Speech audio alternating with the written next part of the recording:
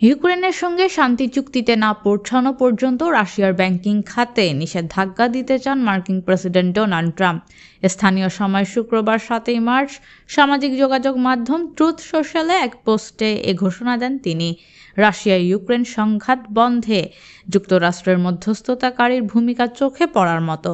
মার্কিন president Donald Trump ক্ষমতা গ্রহণের আগেই গুঞ্জন শোনা যাচ্ছিল ক্ষমতায় এসে মস্কো কিয়েভের যুদ্ধের অবসান করবেন তিনি।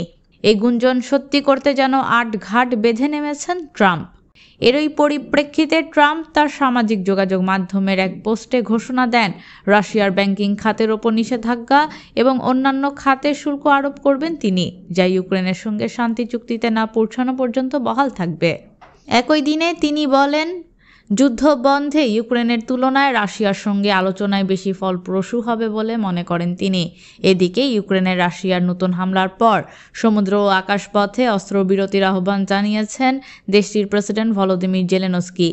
যদিও জেলেনস্কির এই আহ্বানের মতোই সমুদ্র ও আকাশপথে ব্যাপক হামলা চালায় রুশ সেনারা, যা চলতি বছরের সবচেয়ে ভয়াবহ হামলা দাবি করে কিয়েভ।